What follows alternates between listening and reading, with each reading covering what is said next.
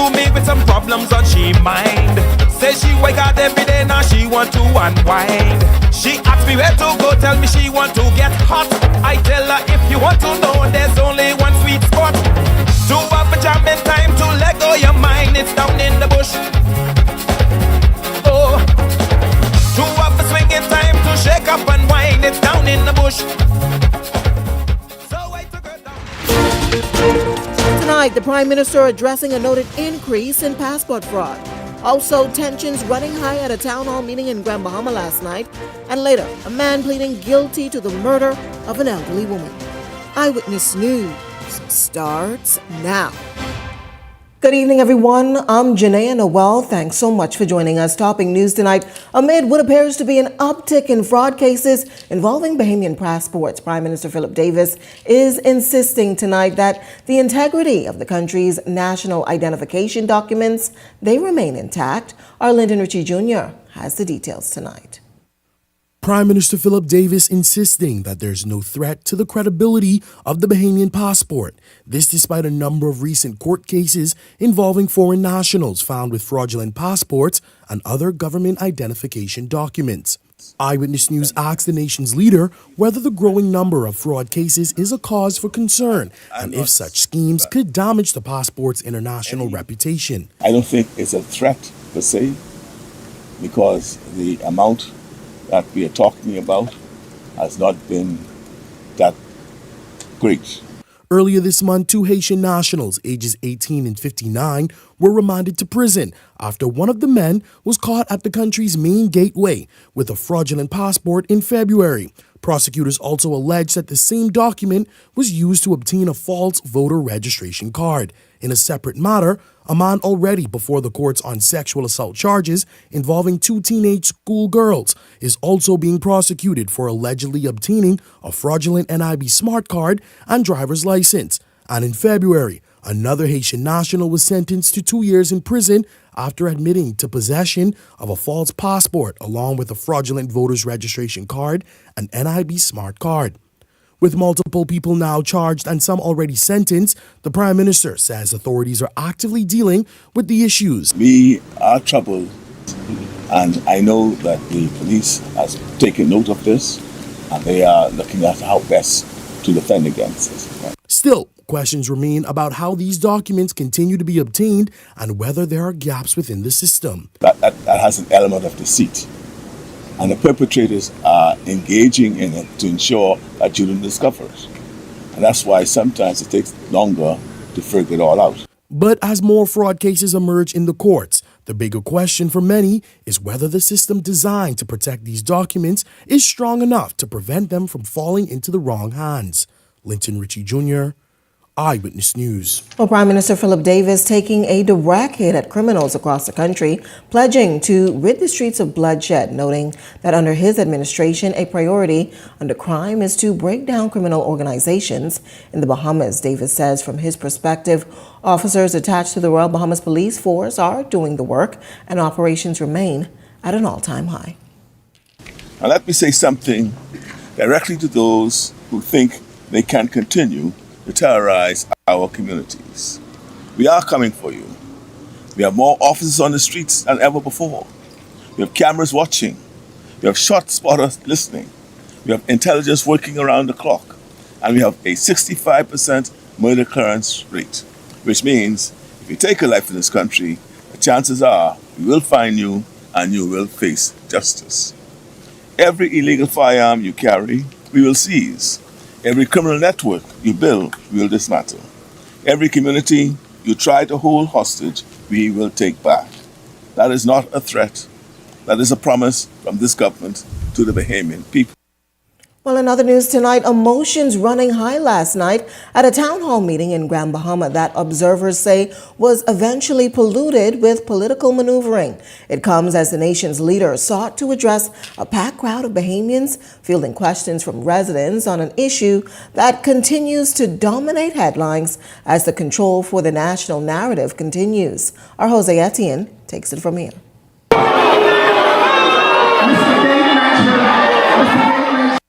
The Belinda Wilson Convention Center in Grand Bahama erupted in Jerez Monday night as opposition leader and Marcos City Member of Parliament Michael Pintard attempted to address a town hall meeting on the outcome of the arbitration case. What was billed as a bipartisan forum featuring Prime Minister Philip Davis quickly took on a heavy political tone, with supporters from both major parties arriving in PLP and F&M gear. The convention center was packed to the rafters as residents turned out to hear Prime Minister Davis and other legal experts explain the outcome of the tribunal involving the Hawksbill Creek Agreement. But as the discussion unfolded, it became clear the tribunal's findings remain a sharply dividing issue in Grand Bahama. The tension in the room only intensified when Pintard attempted to explain why he believes the decades-old agreement should not be scrapped. Give me an opportunity to make the point. East Grand Bahama MP Kwesi Thompson also faced a hostile reception during the question and answer segment, with heckling continuing even as he used up his allotted time.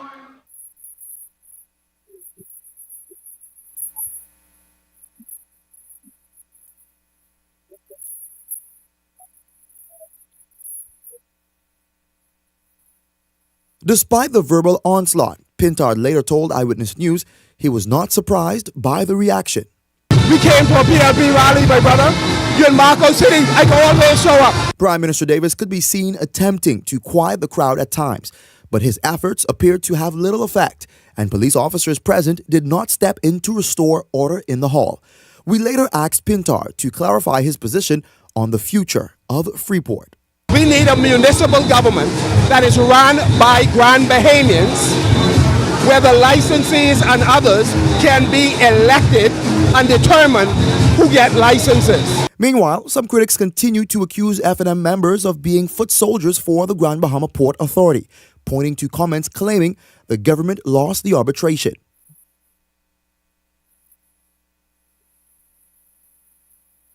But F&M Vice Chairman David Thompson is pushing back against that narrative. The FNM stands strong as being in support of the ruling. For his part, Prime Minister Davis says his issue isn't necessarily with the Hawksbill Creek Agreement itself, but with what he describes as decades of unchecked control by two families who he says failed to meet their obligations. He's also pushing back against claims that the government lost the case, including arguments surrounding some $357 million in allegedly owed taxpayer funds. The government was not told that it has no claim, only that the claim must be brought through a different door, and that door leads to the same building. Former MP and Magistrate Gregory Moss also addressed the crowd, offering his interpretation of the ruling and calling for national unity moving forward. It's inevitable that people have strong political views on this type of thing. I think it's important to move past the politics, back to country, and to see an improvement for Freeport as an improvement for the entire Bahamas. But if Monday night's town hall proved anything, it's that even after the tribunal's decision, the future of Freeport and the Hawksbill Creek Agreement remain a deeply polarizing issue. Jose Etienne, Eyewitness News. Well, we do apologize for the technical errors experienced in that story, but moving on to some other news, Prime Minister Philip Davis also arguing last night that the Grand Bahama Port Authority is reportedly building a defense to assert that it cannot pay any liabilities to the government. It comes as liability has been established for the Grand Bahama Port Authority, and that amount will be determined in a pending arbitration if both sides fail to negotiate. It also comes as the GBPA is seemingly dismissing concerns about liability after shareholders released a statement to its licensees suggesting otherwise. I want us to talk about the financial obligation, which is real and enforceable. And you would have heard even the arbitrators observed that the Port Authority might be bankrupt, self-solvency. They observed that. They didn't say it, they just observed that it may be. And then, so there's a defense being built by the Port Authority saying that we can't pay. Well, I just want to say, when I hear that, and those allied with the Port Authority say it, say it does not have the money to meet significant financial claims. Remember what I told you about the deliberate transfer away of productive assets. Just remember that. It is quite possible, I'm not saying what the result might be, it is quite possible that a court asked to enforce a payment obligations against the Port Authority will not be blind to that history of divestiture, particularly basically to themselves, but to another entity, because it is common shareholding. Well, as resident stakeholders and opposition members remain deeply divided on the outcome of that arbitration case, Central Bahamas Member of Parliament Iram Lewis is siding with the Davis administration as to how the outcome should be perceived. Lewis says last night's town meeting helped to substantiate government's claims about the outcome being an historic win, despite arbitrators rejecting government's bid to collect some $357 million in alleged owed taxpayer funds. This was a very, very important town meeting, and I'm happy to see that they had a very powerful panel tonight with legal minds who was able to clearly explain the arbitration ruling. Mr. Gregory Morse laid the foundation, and he laid it as clear, simple for everybody to understand what the position is. Out of the 8 claims, the government won 7 out of 8, and they were all pivotal. Happy to hear that the Prime Minister, Chief Executive Officer, took the time to come to Grand Bahama to attend this town meeting to explain and to show that he has concern for the people of Grand Bahama.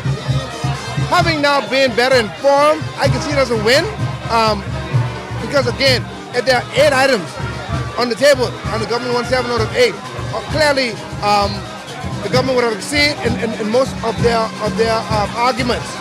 And I can see now the next step, I believe, is collaboration.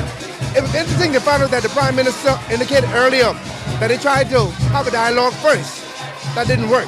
So arbitration was the second step. Fortunately, it happened. Unfortunately, it happened in a timely manner. Well, Lewis, a former FNM MP, now with the Coalition of Independents, also didn't mince words with how he says attendees reacted to the opposition last night. The opposition clearly stated their case tonight.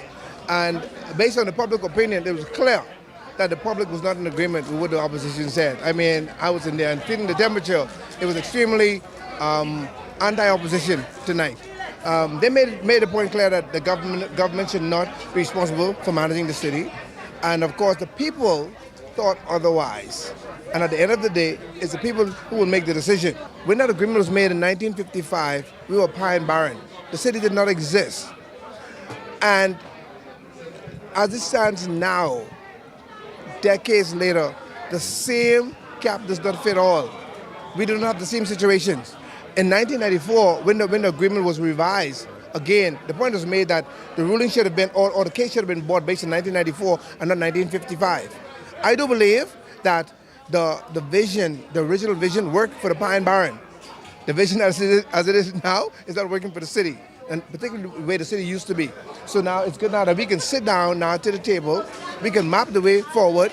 The government has the sovereign right to run this island, and of course the Port Authority now has the right to manage the city with limited responsibilities. The Prime Minister and Minister of Tourism, Aviation and Investments, Chester Cooper, assuring licensees and other stakeholders in Grand Bahama last night that they will not become collateral damage following that arbitration ruling. Cooper making these comments while addressing the issue which he described as the elephant in the room. Opposite, in fact. It is my view that this arbitration brings clarity that can help to avoid contentious wrangling in the future. And therefore, every stakeholder will and should be welcome to the table to decide the future of a master plan for Freeport and Grand Bahama. 57 years ago, the father of our nation, Sir Lyndon Pinley, proclaimed that if an order cannot bend to meet the needs of the people, then eventually it will break. Yes. Sir Lyndon was foreshadowing political sovereignty. Last night, Prime Minister Davis affirmed our regulatory sovereignty, and now it is the mission of this generation to deliver our economic sovereignty. Well, East Grand Bahama Member of Parliament Kwesi Thompson also addressing the arbitration during the mid-year budget debate this afternoon, insisting that the results represented a lose-lose case for both the government and the Grand Bahama Port Authority. He did, however, echo the sentiments of opposition leader Michael Pintard, who called for the Hawkesbury Creek Agreement to remain in place, but with some adjustments. One of those Thompson believes should be implemented is more decision-making power for Freeport licensees. Not a cursory consultation, actual involvement in the management of the port area that affects their businesses and their livelihoods every single day. Licensees of the Port Authority, Madam Speaker. We also want to see expanded ownership opportunities for licensees and others who have a vision and the resources to invest in the island's future. And if the GBPA is going to continue exercising functions that are essentially governmental in nature, functions that affect every person and every business in the port area, then it must be accountable like any government body. Well, there are growing calls tonight for residents and businesses in Freeport to have a stronger role in governing the city, with some arguing that local stakeholders should have more influence over decisions that affect the area's future rather than relying primarily on central government.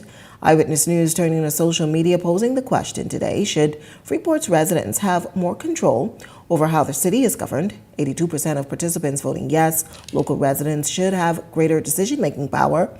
5% voting no, central government should maintain primary control. 11% voted only if it's done in partnership with government and the Port Authority, while some 2% voted that you needed more information to decide. Be sure to continue to participate in our daily digital polls as your voice matters.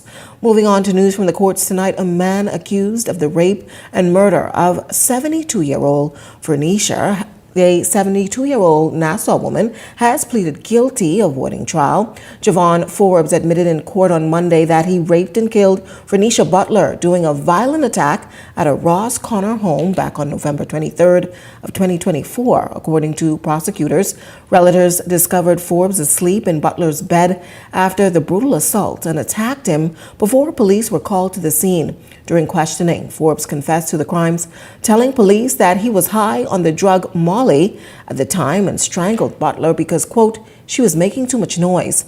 Forbes entered a guilty plea for all counts without a plea deal, and Justice Renee McKay will determine his sentence following a sentence hearing. He's scheduled to return to court in May of this year, Forbes being represented by K. Melvin Monroe, while the prosecution was led by Desiree Ferguson.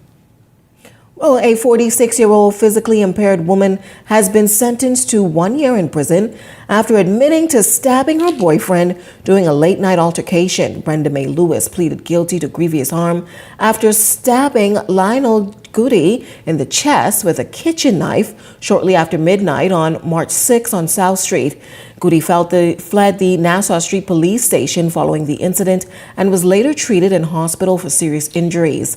Lewis, who suffers from a medical condition that restricts her mobility, told the court that he charged at her during an argument, prompting her to stab him. She also alleged that he had threatened to kill her. Now, the court heard that Lewis had previously been charged back in 2022 after allegedly stabbing another boyfriend in the eye. Lewis was sentenced by Cara Turnquest DeVoe to 1 year in prison, the matter being prosecuted by Kay Wilkinson. On other news tonight, former Prime Minister Dr. Hubert Minnis is sounding the alarm over what he calls weak oversight of members of Parliament, warning that some officials may be slipping through the cracks despite some noticeable increases in their financial disclosures. Minnis prefacing his comments by revealing that his own declarations have increased, but says greater transparency means little if accountability mechanisms are not properly enforced. His remarks come as sitting parliamentarians and political hopefuls begin submitting their declarations ahead of the next general election. The former Prime Minister was warning that the failure to close these accountability gaps could fuel public concern about corruption lingering in public life. My declaration was about $14 million. I'm not ashamed of that. It was about $14 million. This year, my declaration has gone up. Now, if we were a country of laws and enforcement, they should have called me in. They should have called me in and questioned me as to explain how my asset had increased by millions of dollars. Just like they should have called the individuals who moved from $50,000 to $3-4 million. Until we deal with those matters, Madam Speaker, our country will continue to deteriorate. And I use myself as an example so that nobody can say that I picked on them. No. There can be easy explanations. Members know that you can purchase a piece of property today at $100,000 and next year it's worth $600,000. They know that. And therefore your asset went up. Easy explanation. Meantime, incumbent MP for Long Island, Adrian Gibson, dismissing speculation that he's resigned from the Free National Movement, making it clear that he remains a member of the party and its parliamentary caucus. However, Gibson's comments in the lower chamber today could spark talks in political circles about his political future and whether an independent run could be imminent. Those rumors emerging after Gibson was denied a renomination with the party after serving as its standard bearer for nearly a decade. It comes as former MP Andre Rollins was ratified as the FNM's candidate for the area. Those reports, Madam Speaker, are false. I have not resigned. My commitment to the resilient people of Long Island, Madam Speaker, remains firm and unwavering, and to carrying out my duties and responsibilities without fear and with seriousness and integrity. My duty has always been fighting the people of Long Island, Madam Speaker, and I will always choose the path that best allows me to represent them fully and without compromise. I have heard calls, I've heard your calls, Long Islanders, and I've read your messages. I've heard your sentiments, and I have been listening. I hear you. I stand with you. If the time comes, or should circumstances arise, where decisions must be made about the way forward, those decisions will be made transparently and thoughtfully, Madam Speaker, with regard for you, the people of Long Island, the people I represent. The Parliamentary Registration Department now partnering with the Consulate Office in Miami to offer voter registration for students in Florida on a recently social media flyer that went out. The first campus stop, Florida Memorial University, followed by Bethune-Cookman University and the University of Central Florida on March 12th. Registration continues on March 13th at the St. Leo University. Parliamentary Commissioner Harrison Thompson is encouraging students who want to participate to bring their passports for registration. I have one of my officers in Miami now assisting with the process in Florida. And we have been training other consuls throughout the world and preparing them to register persons. So have you seen an uptick in Bahamians abroad trying to register? There is an interest. The process is just commencing now in terms of the registration. But there's a lot of interest in persons abroad, particularly students who have attained the age of 18 to register. We want to make sure every eligible Bahamian has the right to register. So we'll facilitate as much as we can. Thompson also revealing that additional locations to pick up new biometric cards locally are being finalized. He says the distribution process, which began at the end of February at the Thomas A. Robinson Stadium, has been moving smoothly and has even seen an increase in individuals signing up for the new card. Collecting their biometrics, and we're happy that we were able to start in 4 constituencies. That's Carmichael, St. James, and Kalani in New Providence. And last week I went to Grand Bahama to issue the first set of biometrics to West Grand Bahama. We're expecting additional cards this week, and next week we'll be able to roll out some additional constituencies. There are no challenges when you come to collect. because we have it all organized, and you should be in and out in a matter of a minute or two. Well, tonight, our Laurentia Smith has reaction from residents following concerns being raised about the voter registration process in Western New Providence. Here's that report. I found that the process, when we came, they could not locate us on the map. So I found that very frustrating. You know, you had to try and estimate where you were. Constituency outlining her experience after visiting the Cable Beach post office to verify her voting information. Her concerns comes on the heels of issues raised by the Free National Movement candidate for the Killarney constituency, Senator Michael Barnett Ellis, who say some residents have expressed concerns about the registration process. Following that interview at the registration center, I stopped by the Parliamentary Registration Department seeking answers with Parliamentary Commissioner Harrison Thompson, who acknowledged that his team have experienced some hiccups, particularly when it comes to the geo-mapping portion of the voting process. It's difficult identifying exactly where they live on the geospatial map, and that has prolonged the process in some areas. I apologize to the public who had to wait an extended period of time, but we are doing our best to ensure that we mitigate all these circumstances. Thompson shared that geo-mapping is a new part of the voter registration process. For this, we had the simple process. You had the map there, the paper map, and they just go and print out. And that's why we had some challenges in the past, because I might come and say I live on the east side of East Street. My wife come and say she lives on the west side of East Street.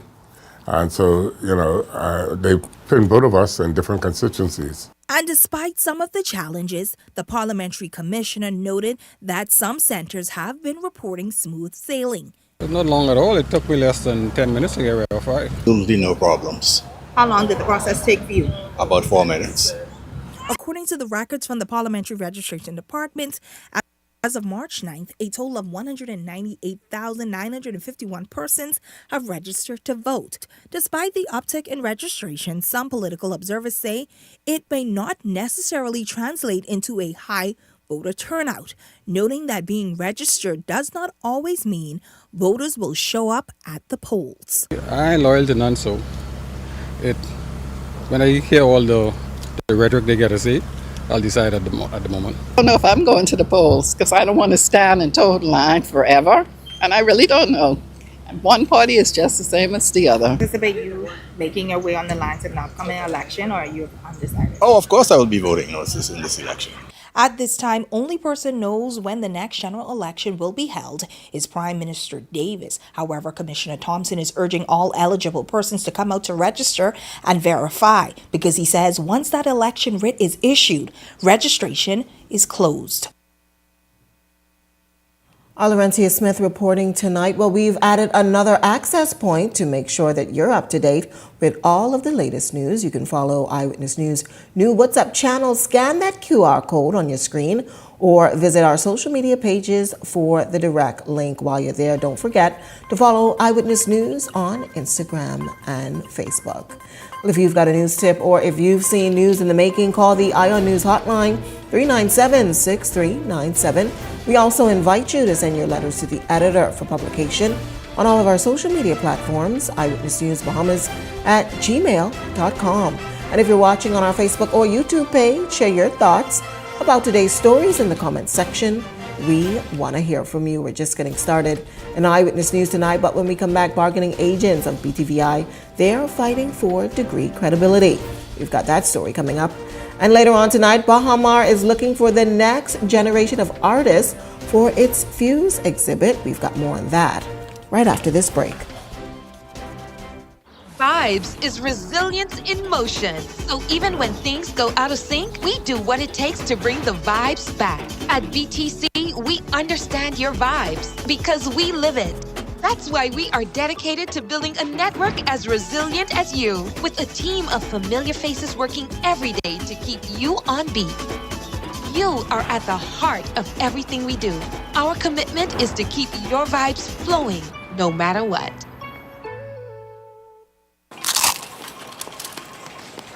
John, I just found out that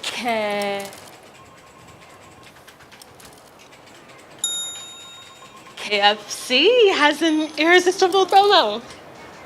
crunch into the juicy flavor of the new KFC Rapstar.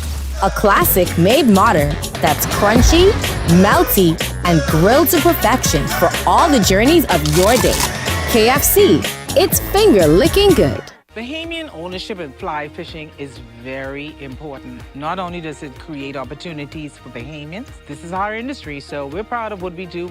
Opportunity is important. It's the story of my life because with the opportunities, you can chart your own course. Prime Minister Davis and his team see the opportunities by providing this grants and what it can do for our country. It's just wonderful. And I'm glad to see these ventures working so that other people can get involved. This is real. Let's do it. Let's do it. Let's help ourselves.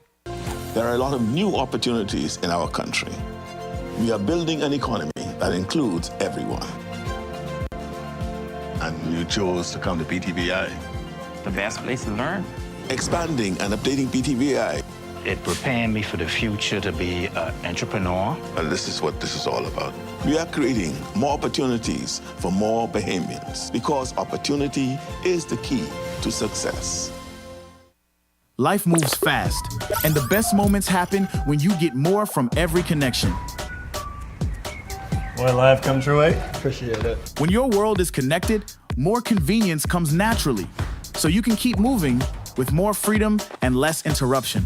From real-time updates to everyday essentials, you stay more in sync with life. Because when time matters, more reliability keeps you one step ahead. From home to work and everywhere life takes you, our network is built for more.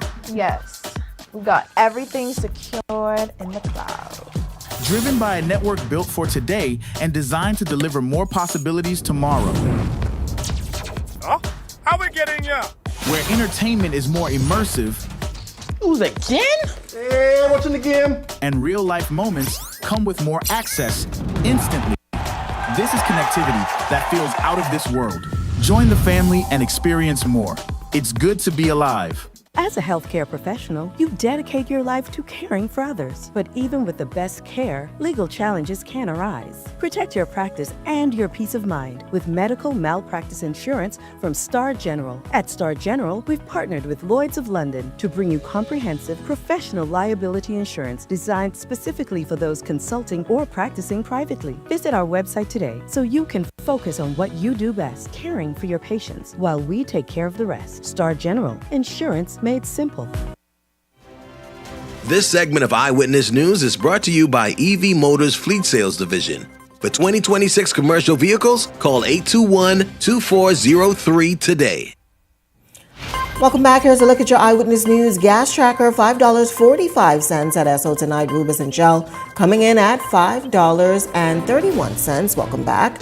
You're watching Eyewitness News. Well, during the continuation of the mid-year budget debate in Parliament today, amendments tabled to materialize the government's promise to remove VAT completely from unprepared foods in grocery stores. Deputy Prime Minister Chester Cooper speaking to the amendment during his address in the afternoon session of Parliament today, making a special plea to private corporations not to use the reduction as an opportunity to compound substantial increases on the backs of Bahamians. The government is absorbing a loss in revenue to provide this relief to the McPhee family in Rollville, Exuma, the Cartwrights in Long Island, and the hard-working families from Inagua to Grand Bahama. We are cutting the tax, but we will also be watching the tills. Our consumer protection agencies will be ruthless in ensuring that every single cent of this reduction is passed directly to the Bahamian consumer. We must not allow public relief to be swallowed up by private profit margins. Well, do Bahamians have a tendency to squander their funds? And are there intentional steps that could be taken toward financial stability? A revered local banker providing some insight in this report with our Danielle Dean. We're not as financially literate as we ought to be. 90% of Bahamians have less than $1,000 in their bank accounts. That sobering stat from the central bank is raising serious questions about financial literacy in the country and whether Bahamians are making their money work for them. Longtime Bahamian banker Steve Bonamy says one of the biggest issues is that many people simply don't know how to grow their money. While saving in a bank account is important, he says it's only the first step, arguing that investments like stocks and bonds can offer far better returns over time. The returns on bonds in this country are quite good,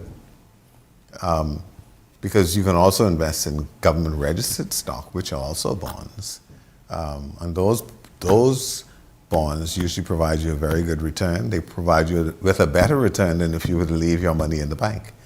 But Bonamy acknowledges that for many Bahamians, the challenge isn't just knowledge, it's access to capital. A lot of people in the Bahamas don't make enough money to actually cover their living expenses. They're not poor, but they're just not sufficiently supplied with funding. Still, for those looking to build wealth, he says there are opportunities from starting businesses to investing in land, and not just in New Providence, but throughout the Family Islands. Buy some land. It doesn't matter which island you buy it on, because all land in the Bahamas is valuable. It doesn't matter if it's on a remote key. The conversation about teaching financial literacy in local schools has been going on for years, with studies showing children who learn about money early are more likely to develop strong financial habits later in life. And for Bonamy, the hope is simple, that more Bahamians will begin thinking not just about how to make money, but how to grow it. Danielle Dean, Eyewitness News. Well, some promising news for STEM education in the Bahamas. The University of the Bahamas receiving a $1 million donation from Space Exploration Technologies, better known as SpaceX, to boost innovation, research, and student participation in science and technology. The funds also will go directly toward advanced labs and workshops at UB, where students and faculty will design and develop a nationally built satellite. The satellite is expected to monitor the nation's coastlines and marine ecosystems, vital tools for protecting the environment and guiding policy. UB President Dr. Robert Blaine, expressed in a press statement that the donation will turn the labs into incubators of innovation and centers of excellence. He adds that students will gain practical skills and thrive in STEM careers, both locally and abroad. The initiative also strengthens UB's Small Island Sustainability Program, giving students hands-on research experience while addressing some critical environmental challenges like coastal erosion and climate vulnerability. SpaceX VP of Launch highlighted his own journey from university classrooms to building satellites, noting the importance of opportunities for young scientists, including Bahamians. Now, UB students will gain the training and experience needed to become the next generation of engineers, data analysts, and innovators ready to lead in STEM careers and the Bahamas globally. Well, tensions rising between the University of Tertiary Educators of the Bahamas and the Bahamas Technical and Vocational Institute, as union heads accusing the technical school of refusing to recognize faculty members' accredited degrees and certifications. UB President Daniel Thompson explaining that BTVI is relying on guidelines from the National Accreditation and Equivalency Council of the Bahamas to justify their position. The union is profoundly disappointed in BTVI's management continued refusal to adhere to our industrial agreement and recognize accredited degrees and internationally recognized certifications earned by its faculty. UTER believes that BTVI is using NACOB as a scapegoat and as a punitive or punishment barrier against faculty being able to receive deserved recognition for their accomplishments and the benefits afforded to them. The union submits that BTVI cannot expect its faculty to prepare students to be industry certified if faculty are not themselves certified. What BTVI is doing is adding the NACOB condition so that if it's not listed or approved by NACOB, then the degrees cannot be accepted. This is ludicrous. This is unfair. It is unrealistic when NACOB itself is a fledgling organization with only 14 institutions recognized. Staffers of BTVI, including Camilla Smith of the Business Department, also expressing disappointment with the institution, citing what she says is numerous breaches signed in an industrial agreement between the union and the institution. As educators, we don't just get up in the front and talk and talk and talk. We have to prepare. A lot of our work is preparation and evaluation. And after we finish doing preparation, evaluation, and then delivery, we have to go home, and then we have to also be the student, and we have to go and do and meet deadlines and mark papers. And listen to me, these faculty members did not get a lighter load, okay? They carried on with their full load. Some of them took on additional courses just to pay for their school fee in order to be able to make the sacrifice so that they could become more advanced in their knowledge. This is not something light, but you cannot call me to account. And my performance evaluation speaks to it. The industrial agreement speaks to it. And then when I try to attain a goal that we put in place that is to benefit not just the instructor, the students, and the institution as a whole, then there's a problem. Well, in an effort to invest in young Bahamian artists, Fuse is preparing to launch its Student Art Residency Prize, supported by the Bahamas Resort Foundation. The program, which will run from June to August, will select a cohort of 3 student artists for a structured residency designed to complement their academic commitments while providing professional exposure, mentorship, and creative resources. Leading Bahamian artist John Cox says the initiative will give young artists a unique opportunity to grow in their craft. Once you're in the program, there's a couple of things that you have to do. You're going to have to be a part of a public forum. We have a collaboration with Royanne Dean. She does these talks called Inspired By. And so you will have to sit on a panel with her, and she's going to be asking you questions about what your practice is, what your kind of ideas about, what you think about the environment and that kind of thing. We also have a couple studio visits. Antonius Roberts is going to be coming through and overseeing what's going on with you. And then also the big part of it is you're going to have a booth at the Fuse Art Fair in October. So you're going to have the kind of results of your explorations will be on display as part of Fuse. Well, applications are expected to open on March 19th. Cox sharing that while the program is currently launching its pilot phase, organizers already have plans to expand the initiative in the future. This year is a pilot, which is why it's only 3 months. Ultimately, we'd like to do it for 9 months, which will then change the dynamics of who can participate in it, because ultimately when you do a residency, you need to physically be present. We want these artists to be working no less than 25 hours a week in the studio. So that's a full-time, engagement. Which means that you can't be doing anything else, right, during that time frame. So when we expand it to 9 months in year 2, we'll have some different criteria for those people who are working abroad. Well, Bahamas Power and Light Companies continues to energize communities, but they're also giving back in some very special ways. Find out what they have next on the agenda in this week's edition of Keeping Current.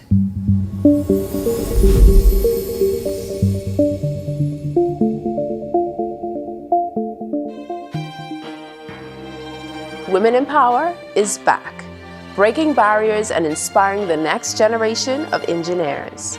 On this episode of Keeping Current, we'll hear from Xanda Bonamy, Director for Health, Safety, and Environment at Bahamas Power and Light, as she shares her story with the University of the Bahamas' Society for Black Engineers and encourages the students to explore the exciting career opportunities emerging in the energy industry of the Bahamas. BPL being, the main power company in the Bahamas has always been an organization that helped to foster and grow the engineering sector.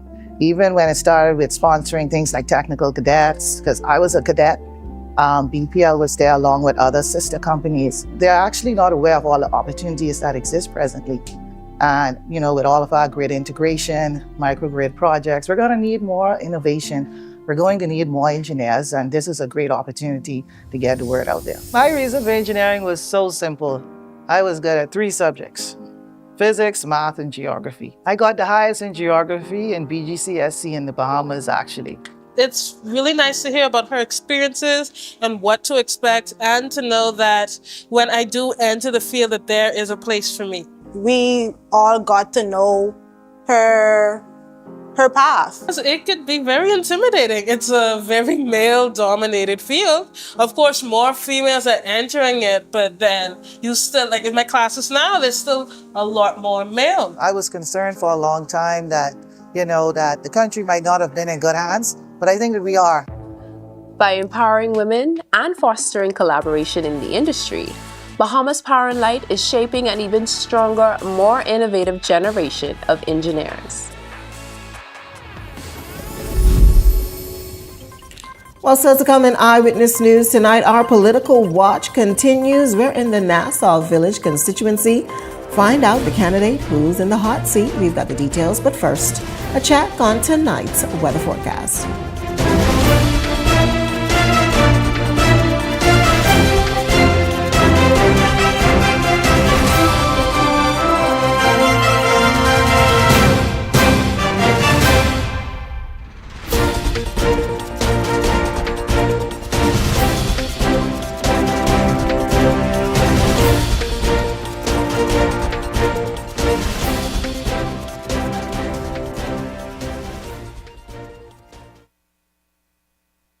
Get ready, Grand Bahama. Freeport Fashion Week is back, and it's bigger, bolder, and bursting with color. From show-stopping silhouettes to unforgettable runway moments, local designers take center stage as dreams come alive at the Stoned Crab Tano Beach. Don't miss the opening night fashion show on March 20th at 7 p.m. Tickets are on sale at the Grand Bahama Port Authority headquarters and the Stoned Crab Restaurant. All proceeds will go to support sewing and fashion programs at our local high school.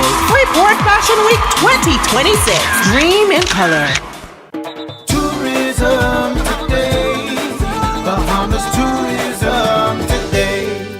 With this year's upcoming Atlantis Wine and Food Festival, Vice President of Food and Beverage at Atlantis Resort, Leonard Cumberbatch, gave us a glimpse of the experiences that both locals and visitors will be able to sample and savor. So the Wine and Food Festival experience here at the Atlantis, in my opinion, I would say that it is the premier culinary and wine experience in the Caribbean.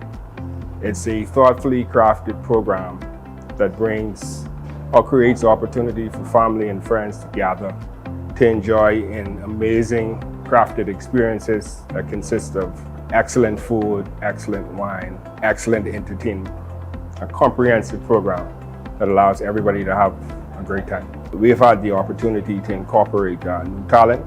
We've had the opportunity to expand the experience offerings. There's going to be a new batch of offerings that's going to be offered to our customers this time around.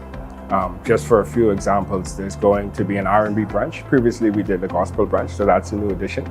There's going to be an experience, a paella experience on the beach with Jose Andres, who is a celebrity chef. Obviously, he has a Spanish background, and he's created an offering that allows patrons to create paella from scratch in a true, authentic island sort of vibe, incorporated with some Spanish elements. So there's going to be Spanish wine, there's going to be Spanish sangrias, it's going to be storytelling, it's going to be a great ambience and atmosphere for people to have a really good time. So the dates of the festival, it starts on the 11th of March and it runs through to Sunday the 15th of March. And everyone's invited to go to nippywith.org. All of the events are listed with the specific dates, times, and location. For more tourism updates, visit Tourism Today or Bahamas.com. I'm Michael Miller, and this is Tourism Today. Comfort Suites Paradise Island is the best-kept secret in the Bahamas. Located directly next door to the Atlantis Resort, you'll receive all the privileges of an Atlantis guest with all the benefits of a Comfort Suite stay. Enjoy everything Atlantis has to offer, including Aquaventure Water Park, plus all the amenities of Comfort Suites. Free Wi-Fi, free breakfast daily, and kids stay, play, and eat free. Visit ComfortSuitesPI.com. You're watching Eyewitness News. Welcome back. Political Watch shining a spotlight tonight on the Nassau Village community and the candidate for the Coalition of Independence. Our Janelle Longley has the details. The constituents of Nassau Village have been neglected time and again.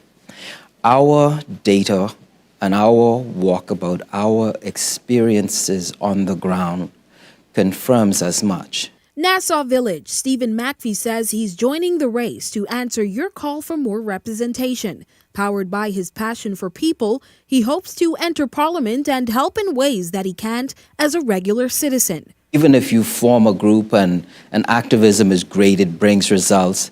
At the end of the day, the activists, we all go back home. In Parliament, you write bills, you champion causes, you make changes that affect the outcome of people's lives, period. And what's on top of that list? For one, it's young people, in particular, young men. As I go through my walkabouts in my community, I see young men who are desperate. I see young men who feel deprived of opportunities, they feel neglected, and indeed the community at large. And the promotion of Bahamian businesses the world over. So when you fly over to France, your business or some other Bahamian businesses there that serves as a monument to what we can do as Bahamians. But what qualifies him for such undertakings? McPhee says his record speaks for itself. By profession, I'm a trained teacher. And so that gives me the background of working with systems, that gives me the background of looking at things analytically. I'm also a minister of religion, and so there's that I'm used to dealing with people. But Nassau Village is the final determiner. And on Election Day, we'll see if constituents really do feel like they need saving. Or will they bet again on incumbent Jamal Strawn for the Progressive Liberal Party? Or cast their votes for another new horse in the race, Gadville Duncombe, representing the Free National Movement. Why choose me? Because I live there. I live their experiences. I am in the village. Janelle Longley, Eyewitness News. So to come in Eyewitness News tonight, our Laurentia Smith has your latest check on sports. Good evening, Laurentia. Good evening, Janelle. While those schools in the East are battling for the title in the BAISS Track and Field Championship, I'll tell you who's ahead, straight ahead in sports. At the Water and Sewage Corporation, safety and convenience are our top priorities. However, our meter readers face challenges that can make their job difficult. Locked gates to guard dogs sometimes leads to missed readings and estimated bills, which can be frustrating for you and us. That's why we're upgrading to digital meters. They bring safety, accuracy, and convenience to homes across the Bahamas. We can streamline data collection, reduce on-site visits, and provide more accurate bills with no more estimates. Digital meters also help detect leaks early, saving you from costly bills and reducing water waste. Soon, a user-friendly app will let you track your water usage, manage bills, and stay informed, all at your fingertips. Over the next year, we're rolling out digital meters nationwide, transforming how we serve you with a safer and cost-efficient water supply. To learn about our digital meters, visit our website or call us today. And don't forget to update your information at any of our locations. This is the inaugural edition of The Movement, your energy and transport briefing, bringing you updates directly from the Ministry of Energy and Transport. Welcome to The Movement, live from the National Energy Summit. We begin with Energy in Motion, an inside look at the National Energy Summit 2025, where leaders, students, and stakeholders all gathered to accelerate the Bahamas' energy transition. Guided by the theme, Shaping a Sustainable Energy Future Through People, Power, and Partnerships, this summit stands as the signature annual event for the Ministry of Energy and Transport. As the Minister of Energy and Transport, my vision of a sustainable energy future is driven by three conditions: reliability and security, affordability, and low carbon. Across 2 impactful days, innovation, discussion, and collaboration filled every room. Let's use the summit to deepen our understanding of where we stand. These are the first steps in a process that will benefit Bahamians for generations. The Minister of Energy and Transport recorded key milestones: 488 steel poles replaced, over 9,000 feet of underground cable installed, power outages reduced by 86% on New Providence, and across the Bahamas, more than 18 new power stations are being developed, introducing solar, LNG, and energy storage systems. Whether you live in Bimini or Nagua, The Ministry of Energy and Transport is dedicated to ensuring reliable, affordable, sustainable, and low-carbon electricity for everyone. I'm Larissa Lundy, and this is The Movement, your energy and transport briefing. Stay with us. Some burgers are simple. The Barbecue Crispy King, this one goes all in. Smoky barbecue sauce, crispy bacon, flame grilled beef, stacked high flavor in every bite. In Nassau, we don't do small, and we definitely don't do boring. And when morning hits, the Breakfast Barbecue Crispy King has that bam to start the day. Burger King Nassau, triple down on big flavor.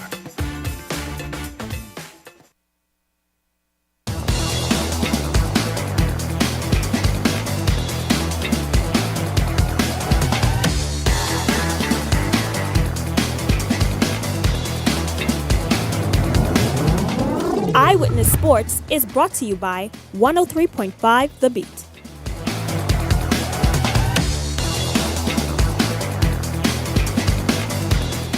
Good evening and welcome to another edition of Eyewitness Sports. I'm Laurencia Smith. Thanks for joining us. Well, after day 2 of competition of the BISS Track and Field Championship, the St. Augustine's College Big Red Machine is firing on all cylinders. SAC continues to dominate, storming to the top of the leaderboard over at the original Thomas A. Robinson National Track and Field Stadium after day 2 of competition, while their rivals, the Queens College Comets, are right on their heels. Standings after day 2, SAC 702 points, QC 660 points. The Temple Christian Sons holding on to third with 262.5 points, and the St. John's College Giants holding on to fourth with 221 points. Now, tomorrow is the final day of competition. QC still has a chance to surge ahead, but only time will tell. Well, definitely stay tuned to Eyewitness Sports for all of the highlights from the final day of competition. Now, let's head on over to the basketball court as one of our collegiate athletes is charting her own course on the collegiate hardwood. Florida International University guard Rima Collins has been named Conference USA Player of the Year for the 2025-2026 season, capping off a historic year for both herself and the Panthers. The junior led FIU to 12 conference wins and a second seed in the Conference USA Basketball Championships, with the highest mark in the school's history since joining the CUSA. Collins didn't stop there. She was also named the CUSA Newcomer of the Year, earning a spot on the All-Conference USA First Team and was recognized as CUSA All-Defensive Team. The Bahamian guard dominated statistically, finishing second in the conference in scoring with 17.2 points per game, third in rebounds with 9 per game, fourth in field goal percentage at 45.5%, and tied for first in blocks with 1.6 per game.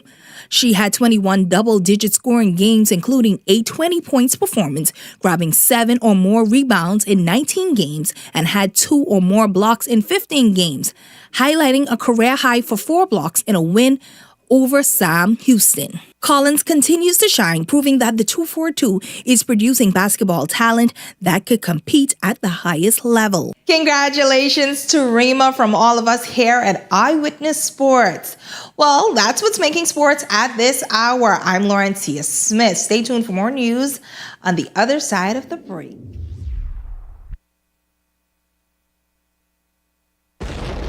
103.5 is turning 8 years old. 103.5 The Beat and Keep the Vibe Alive Music Group presents The Beat Fest. It's a Bahamian musical experience on March 14th at The Pond. Doors open 7 p.m. sharp. Performing live, Shine, Stevie S, Mama D, Veronica Bishop, Funky D, all backed up by The Pond Band.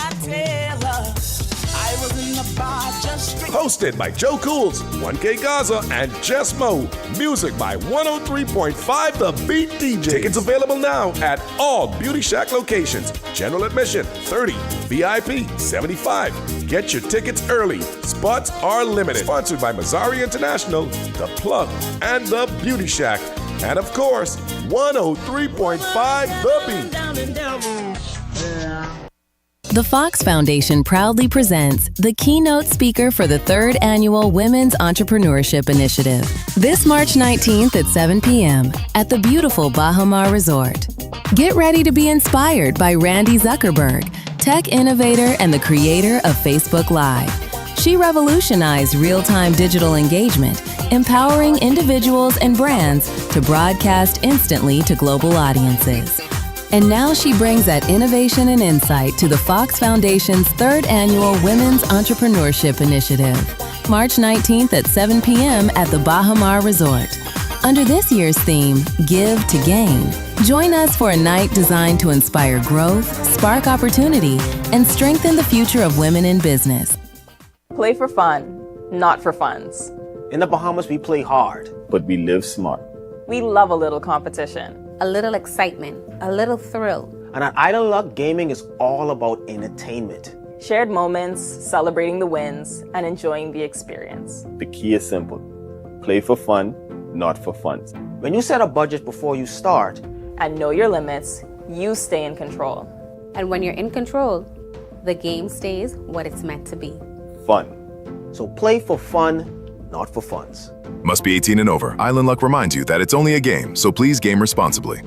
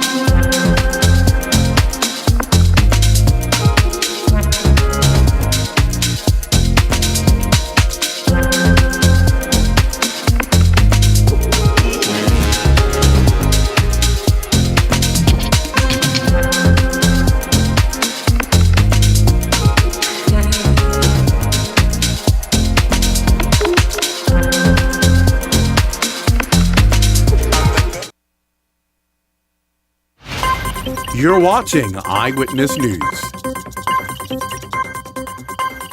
Wraps up news today, but coming up and Beyond the Headlines with Shanique Miller, a look and discussions on all of today's top stories. That's coming up and Beyond the Headlines. It starts right after this. That does it for us here at Eyewitness News. It's certainly been a pleasure having you in our company tonight. On behalf of the entire news team, I'm Janae Nawal saying good night and be safe, everyone. Hey, it's time to lock in your vote. Your vote is your power. With the new boundaries in place, you may need to transfer or confirm your voter registration. And if you have never registered or didn't plan to vote, don't get left out on one of the most important decisions of your future. Make sure when election day comes, you're ready to say, your say, your vote, your choice.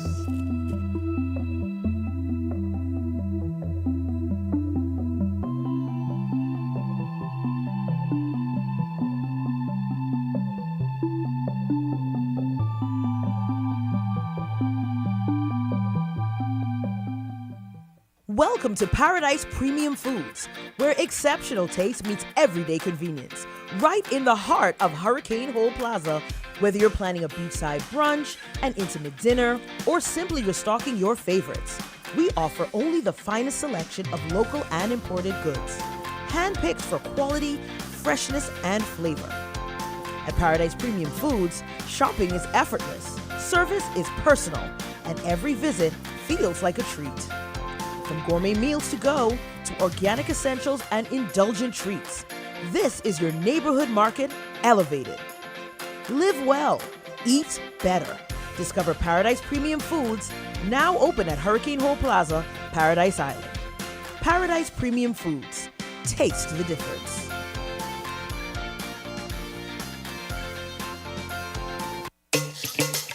Wealth should not only belong to a select few. At Investar, we believe the door should be open to everyone.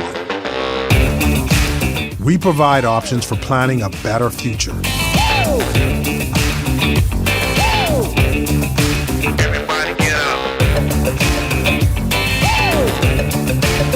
Our investment funds are designed to assist you in reaching your long-term financial goals.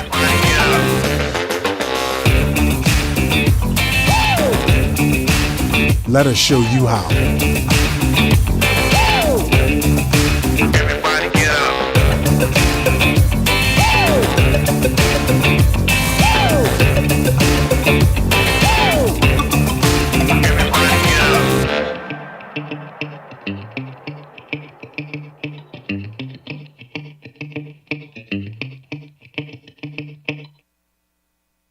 So you want a space, but not just any space. You need something with a little more potential. So how about 1,000 square feet of room to play with? Superb audio and video production capability, digital LED wall, full lighting grid, and about 124 seats to accommodate a full studio audience with so many other features. Make us your home for your next concert, conference, and so much more. Honestly, the possibilities are endless. Here at ILTV Studios, we'd love to bring your next event to life. So what do you say? Do you want our space?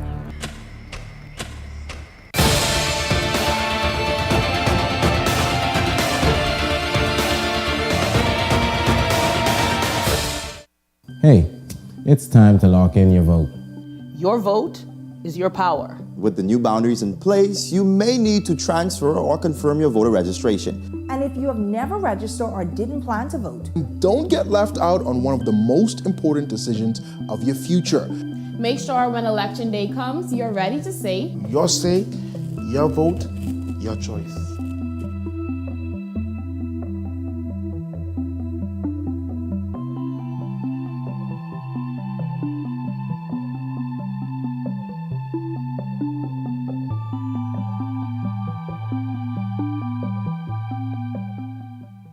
Welcome to Paradise Premium Foods, where exceptional taste meets everyday convenience. Right in the heart of Hurricane Hole Plaza, whether you're planning a beachside brunch, an intimate dinner, or simply restocking your favorites, we offer only the finest selection of local and imported goods, handpicked for quality, freshness, and flavor. At Paradise Premium Foods, shopping is effortless, service is personal, and every visit feels like a treat. From gourmet meals to go to organic essentials and indulgent treats, this is your neighborhood market elevated. Live well, eat better. Discover Paradise Premium Foods, now open at Hurricane Hole Plaza, Paradise Island. Paradise Premium Foods. Taste the difference.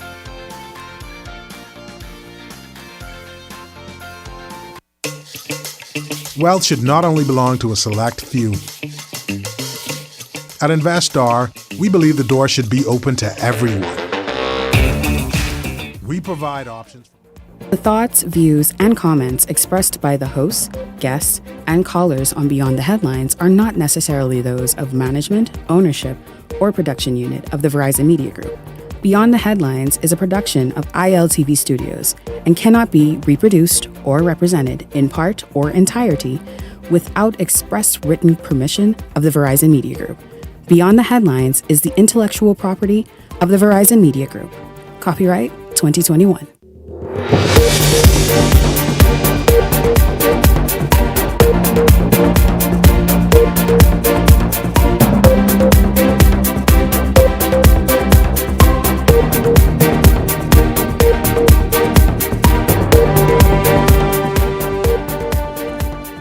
Coming up tonight, in spite of what seems to be an uptick in passport fraud, Prime Minister Davis speaking out saying the passport's integrity is intact. Also tonight, Prime Minister Davis sending a strong message to criminals.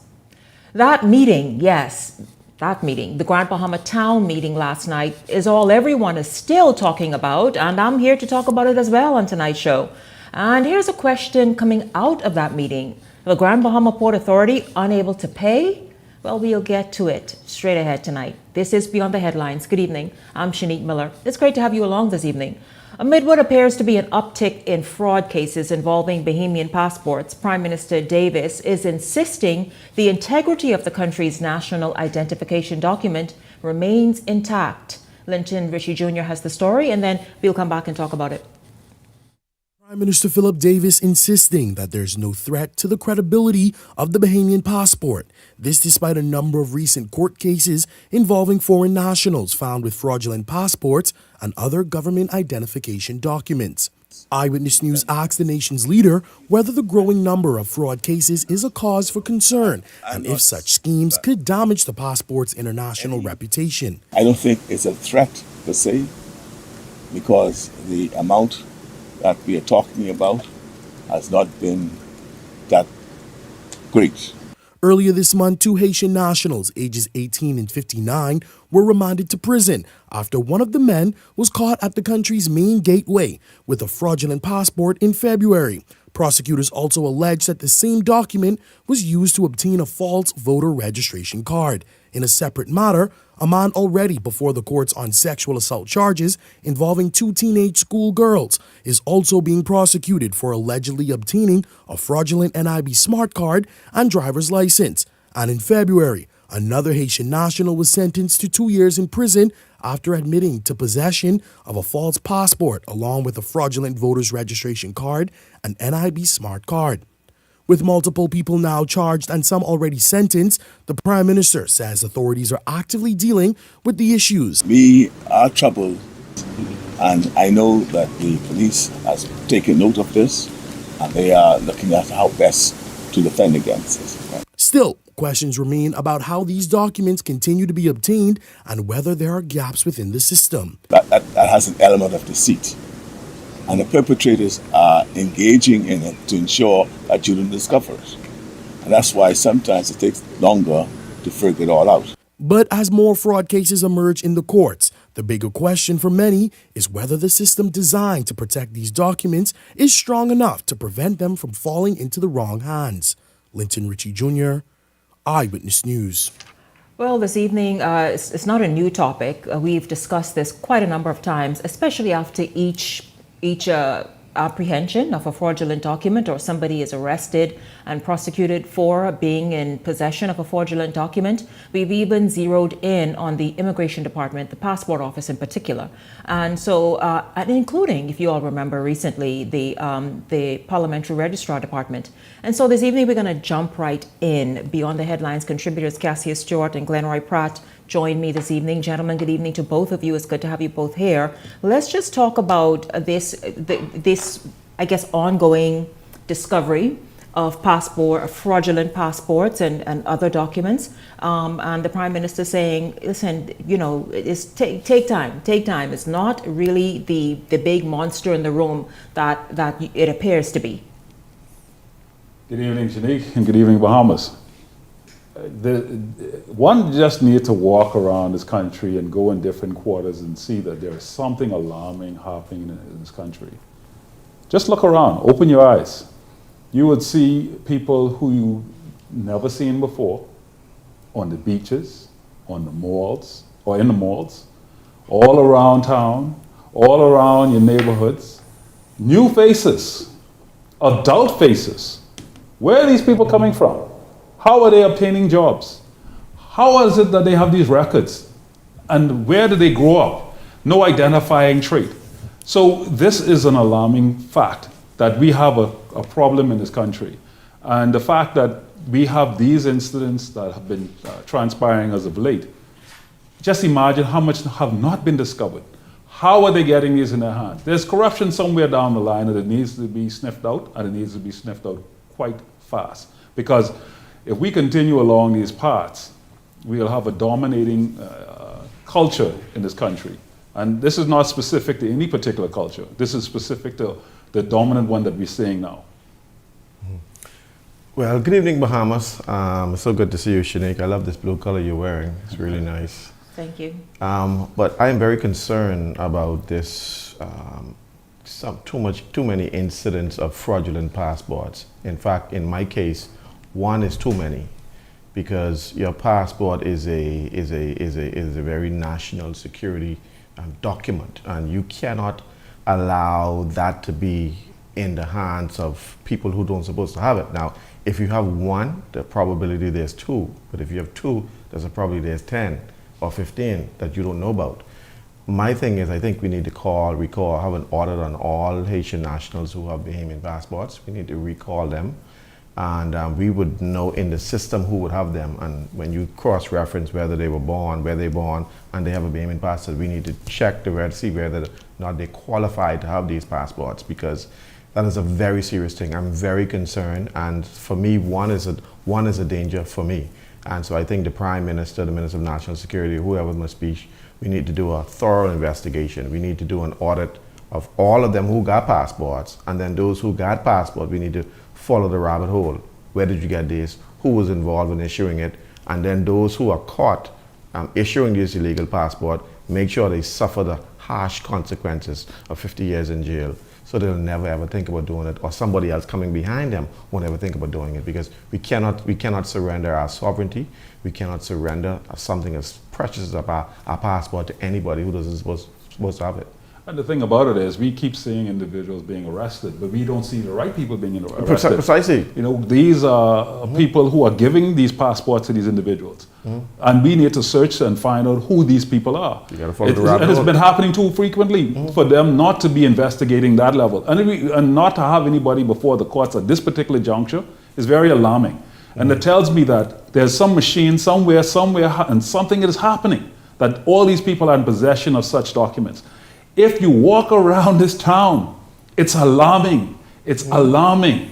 Ladies and gentlemen, we gotta wake up. But Glenroy, it's not just passport, it's work permits, it's national insurance card, it's all of these identifications that needs Absolutely. to be protected. We need to make sure that those who are in the process of issuing these documents, they're held at a higher responsibility, because if you violate the trust that was placed in you to be able to protect these sacred documents, and you issuing them where you're not supposed to issue for money, then 50 years in jail. It's treasonous. It's treason. And that's why you cannot play with people who violate the law or commit this kind of treason. But not only that, on your country. When you have such individuals with possession of, they have every right as a citizen. Precisely. And what happens now, they have an opportunity to get... Not if it's fraudulent. No, understand. They can still get in the door, because if somebody don't do their due diligence. And what that also means is that they could get employment in areas that impact the ability to give out more passports. Precisely. So we have to fix this problem. Yeah. Well, this is a very serious, alarming matter. You all would remember last week the immigration director was interviewed, and he spoke about some of his officers being prosecuted, and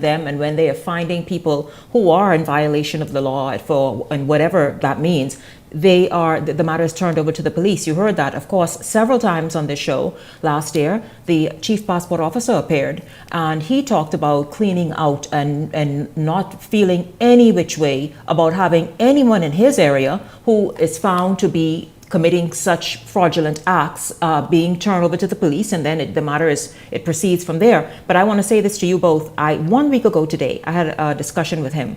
Not for a show, just to discuss with him about the matter of fraudulent passports. Let me just share some of what he had to say.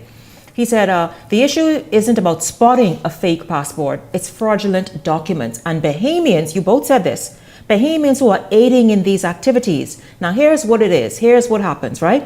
He says, it's not this is where the passport is secure. And even though it's being frauded on a certain level, not quite when it comes to spotting some key things. You can't fake this. So here's what he says. He says, what are called the keys, they embed a series of security codes within each passport. Each passport book has a different code that has a passport number and the data that is printed in the passport keys, which perform that function and are changed every 3 months with a new program. These keys are regulated by ICAO. And and he was here to talk about, and I'm happy he shared that with me. I can go and look at this conversation that we had and speak and share it with you all, because he said our passport document, believe it or not, is among the most stringent in the world, just based on technology that we have to be able to hopefully help steer a lot of this fraudulent activities that's happening. But I don't think the document is counterfeit. I think what happened is people are issuing it to people who don't supposed to get it. Correct. In other words, I will give you $5,000, $1,000 to make sure, even though my documents I'm submitting is not the right document, but I'll make sure you get the document. But the passport itself is a legitimate passport. It's not a counterfeit passport. It's the fact that the way they got it is the issue. And so those who are issuing it to these people should be penalized, not just the person who has the passport. The people, because you could always find out who. Of course, how much you could find out once you press them, you'll find out where they're getting this and who the culprits are involved in making sure that this happen. And then we gotta close that hole right away. We gotta stop it. On every instance or any situation that is issued, right, there should be something embedded that identifies the individual who is responsible for issuing it. And then not only that, we have these passports that have been in circulation. Like you said, we only know of those that have been found out. Yeah. There are hundreds that potentially went to the United States under the protective status and all this other stuff that is now come to stop in America. And what happens when those folks got round up and stuff and they go back to their home country? The home country in their possession is the Bahamas. We are living in a situation that we need to fix, and it needs to be fixed right away. The government cannot rest on its laurels, especially when the sovereignty of this country is at stake. You have an election period that is coming up also that is going to be also impacted by such. Glenroy and Cassius, this is what I wanted to lead into next. Is this a convenient political topic? And to help be a part of it. Here, listen, I have some very smart, intelligent viewers, right? Mm-hmm. Here's a question that comes from one of them. What evidence do we have that there are a large number or numbers of illegal passport holders? What data do we have to support those comments? They are questioning the integrity of people about issuing passports for financial gain, yet there's no evidence to support it. But Unique, I go back to the point. If you walk around this country, there are people who are in possession of a passport don't speak one bit of English. I think now, especially in today's world, you just look at everywhere. In the great United States, where English is the primary language, what happens? What happens? You got communities where people could care less about learning the language of the nation. America's a different breed, though. But America's a melting pot. That's the establishment of America. Every nation has become one. No, not necessarily, because that is not our decree. America's decreed that they will send us your weak and your poor and all that stuff. That's what they declare. But again, it's almost like the story we will get to in a minute. It worked for that time. That decree that you said was a part of the framework of the Bahamas. Initially, an independent Bahamas, but now, 50 plus years later, it's morphed. It's become something different. So everyone here who has a legitimate passport won't necessarily speak English. No, that's not the issue. What I'm saying. I'm saying that people have obtained these passports and nobody can even identify where they grew up, who they are, how they got here. Well, nothing. I don't think you would. I mean, I imagine they came. Y'all marrying them. Like, you should have a record. Somebody should know something about you. Y'all marrying them. Y'all bringing. Y'all want different wives. Are you married? You understand? No, I didn't marry. Not that there's anything wrong with these people. Y'all want different wife. I want a different husband. Like what I'm saying, we bringing the people in here. Well, I think to answer that person, it's not that we have any evidence that is widespread. What we're saying is, if we have 1-2 cases, there's possibility that there are more out there, and so you have to go on that premise. Absolutely. And so you cannot rest your laurel and say, "Oh, well, it's only two. It's only two." No, you have to assume that there's more. And if you assume that there's more, then we'll do what we need to do to make sure that we don't have any more out there. I am sure, listen to me, I don't think it'll ever stop, particularly in an era now where AI is prominent and it's AI ain't nothing to do with that. I don't care. The point is people are now up with technology. No, but AI so ain't nothing to do with that. But it makes it very easy for me to have a fraudulent, any kind of document. Dishonest people issuing passports. That's all it is. But you all, that is a part of the issue. We know Bahamians are pirates from day one. No, I wouldn't say Bahamians, but there are individuals in this country who are pirates. Yes. And look who in the group. Seriously, let's be real. Let's be real of who's going to make up the group. You think a Bahamian ain't going to be involved in this and some racket to get passports out there and make millions? Come on now, let's be real about it. So here's another. It says a right in Miami. This is back to my point about the U.S. And you say, oh, the U.S. is different. Here, right in Miami, how many U.S. citizens can't speak English? Can't speak English. But again, you cannot use America as a measuring stick because America, for example, America accepted all sorts of Cubans the other day, many years ago. They had a wet foot, dry foot policy. That's a situation. They stopped that a minute ago. They stopped that under Trump. But what I'm saying is they had the policy. So you had a lot of people who came into the country who couldn't speak the language. But the fact is they have identified themselves as a melting pot. Yes. The Bahamas hasn't identified itself as no, we don't have to. But we have kind of positioned ourselves there, not officially. Not by will. But not officially. Remember our primary law, though. Just because you're born in the Bahamas will make you a Bahamian. Exactly. You see? America's different. That's the primary law. That's the primary law, and I wish, on this show, calls have been called for a moratorium on citizenships. You can't stop moratorium on citizenship. What A we have to do moratorium is, and to control it better. Now, immigration, ordered, structured immigration is, I think, needed in some areas of our nation. It is, and so we cannot necessarily, listen. The good thing is the fraud is being detected. Is each one being detected? I doubt it. But the point is, it's being detected in greater numbers than ever before. And I trust Nicholas Simonet, who is the chief passport officer and came here and talked about several times when he accepted the invitation to appear and talk about what his area is doing, including having people prosecuted when they are found in violation of the law, in terms of helping be a part of this fraud that's happening. Meanwhile, though, they stay focused. They have ICAO standards that are happening at the passport office. I imagine there are the other areas, immigration and the rest of it as well. And we will continue to shine a light on that. That's as simple as that. And so we will, of course, take a break. We got a lot more to get to. And exactly, here's a question as we go to the break. Did this alleged problem begin 5 years ago, 10 years ago? See, people 20 missing, years ago. People missing the issue. Who's missing it? They're missing the point. Who was missing the point? This thing has been going on, but it's proliferated. That's the point. No, it's more. You know why it's more? You know why it's more visible now?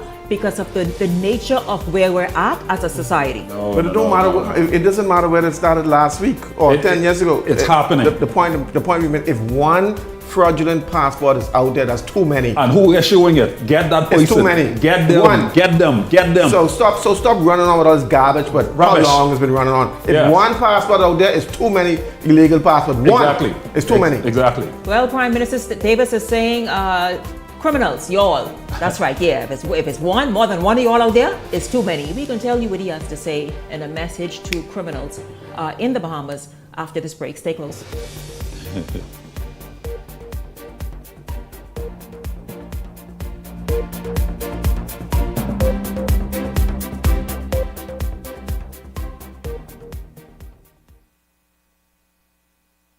Hey, it's your boy Charlie Bahama here at Superwash, Superwash's newest spokesmodel, and I'm here to tell you about Superwash's large capacity washers and dryers for all your big loads. I know I see that Charlie Banana coming here just now. Luckily it's also big enough for me to hide it. I thought he was right over here where these large capacity washer and dryers is. They're big enough now to handle your big loads, you know. Yeah, like your comfort on your blanket. Well, just look at those.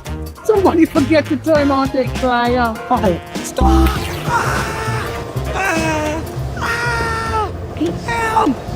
You hear something? Yeah, that's the sound of clean. Superwash washes you, processes you, and entertains you 24/7. I go into the shop and what I see, the things what they trying to sell for tea. I come to bring it back where I get it from. And then they tell me they don't give refund. I say, girl, who is you? I want my money back cause this thing ain't new. She tell me slide out, move off the line. I ain't gonna lie, nearly lose my mind. Time now, I just trying to get straight, you know. But they want rob me, but I don't know. So I walk off, go out of the sight. Cause that's enough robbery for me in one night. March off like a marching man. Call Consumer Protection Commission. When they pick up, I file a complaint. And quick as that, I get my money back. Wait, don't mess with the CPC. Don't mess with the CPC. Hey, don't mess with the CPC. Cause why? They here to protect me. Follow the Consumer Protection Commission Bahamas Facebook page to stay up to date on tips that protect you as a consumer. It's your boy, the Immune Trick. Very dry, tight, sensitive skin? Relieve it in 60 seconds with Aveeno Skin Relief. With soothing triple oat complex, clinically proven to heal and strengthen dry skin. Aveeno, your skin stronger. Don't let diarrhea steal your sunshine. Imodium Multi-Symptom Relief gets to work fast in just 1 hour, offering our most complete relief from diarrhea, bloating, gas, and cramps. So you can get diarrhea off your mind. Imodium. Calm the chaos of diarrhea.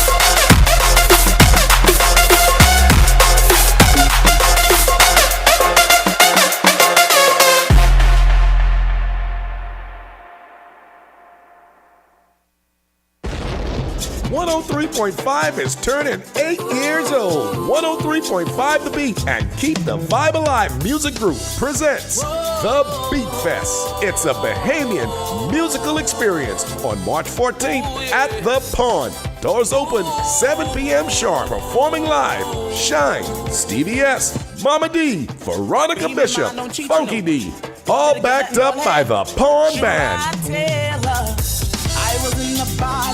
Hosted by Joe Cools, 1K Gaza, and Jess Mo. Music by 103.5 The Beat DJ. Tickets available now at all Beauty Shack locations. General admission, 30. VIP, 75. Get your tickets early. Spots are limited. Sponsored by Mazzari International, The Plug, and The Beauty Shack. And of course, 103.5 The Beat. This segment is brought to you by EV Motors Fleet Sales Division. For 2026 commercial vehicles, call 821-2403 today.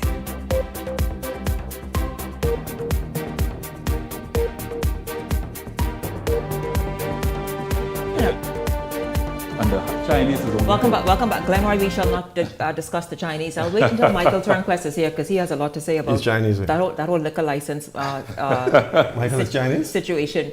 So listen, Prime Minister Davis is taking a direct hit at criminals across the country, pledging to rid the Bahamas, he says, to rid the streets of bloodshed, noting that under his administration, a priority under crime is to break down criminal organizations here in the Bahamas. Davis says, from his perspective, officers attached to the Royal Bahamas Police Force are doing the work, and operations remain at an all-time high.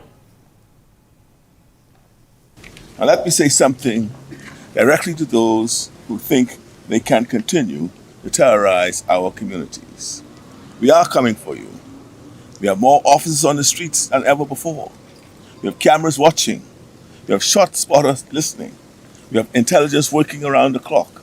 And we have a 65% murder occurrence rate, which means if you take a life in this country, the chances are we will find you and you will face justice.